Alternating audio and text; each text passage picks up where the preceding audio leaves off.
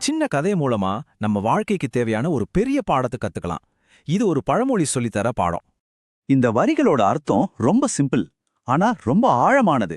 அதாவது, எவ்வளவு கஷ்டம் வந்தாலும் நம்மளோட நல்ல குணத்தை, நம்ம ஒழுக்கத்தை மட்டும் விட்டுடவே கூடாது. ஏன்னா கடைசியில அதுதான் நமக்கு உண்மையான துணையா நிக்கும்னு சொல்றாங்க. இது நிஜமாவா? வாங்க ஒரு சின்ன கதை மூலியமா இதை புரிஞ்சுக்க முயற்சி பண்ணலாம். மாயா, அஞ்சலி இவங்க 2 பேரும் வெறும் ஃப்ரெண்ட்ஸ் இல்ல, ஒரே உயிரா இருந்தாங்க.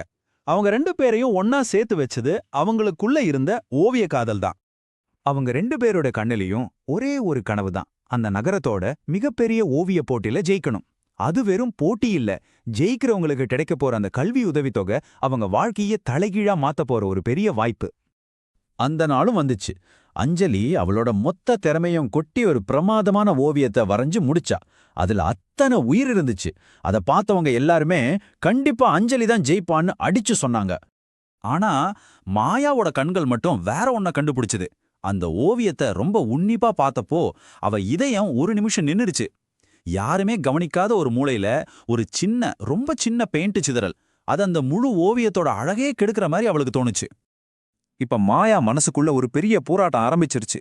ஒரு பக்கம் தான் உயிர் தோழியோட கனவு, அவ ஜெயிச்சா அது தனக்கு கிடைச்ச சந்தோஷம். ஆனா இன்னொரு பக்கம் மனசாட்சி, ஒரு சின்ன குறை இருக்கிற ஓவியம் ஜெயிக்கிறது சரியா? இப்ப அவகிட்ட 2 வழிதான் இருக்கு. ஒன்னு, அமைதியா இருந்துட்டா தோழி ஜெயிப்பா, ஆனா நேர்மை தோத்துடும். இல்ல, உண்மைய சொன்னா தோழியோட மனசோடையும் ஒருவேளை அந்த வெற்றி மாயாவுக்கே கிடைக்கலாம். ஆனா அது நேர்மையான வெற்றியா இருக்குமா? இங்கதான் அவளோட குணம் ஒரு பெரிய பரீட்சையை சந்திக்குது. ஒரு நிமிஷம் யோசிச்சு பாருங்க. நீங்க மாயா இடத்துல இருந்திருந்தா என்ன செஞ்சிருப்பீங்க? நம்ம நேர்மை நமக்கு ரொம்ப பிடிச்சவங்களே காயப்படுத்தும், நம்ம கனவையே தட்டி பறிக்கும்னு ஒரு நிலைமை வந்தா நாம எதை தேர்ந்தெடுப்போம்? மாயா ஒரு முடிவுக்கு வந்தா. ஒரு ஆழமான மூச்சு இழுத்துட்டு மெதுவா அஞ்சலி கிட்ட போனா. அவன் மனசு நோகாம ரொம்ப மென்மையா அந்த சின்ன தப்பு சுட்டி காட்டினான். எதிர்பார்த்த மாதிரிதான் அஞ்சலியோட முகம் ஒரு கணம் வாடி போச்சு. ஆனா அடுத்த நொடியே மாயா சொன்னதுல இருந்த உண்மைய அவ புரிஞ்சுக்கிட்டா. உடனே அதை சரி செய்ய ஆரம்பிச்சா. முடிவுகள் அறிவிக்கப்பட்டுச்சு. அஞ்சலியோட அந்த கம்ப்ளீட்டான ஓவியம் பரிசை தட்டிட்டு போச்சு.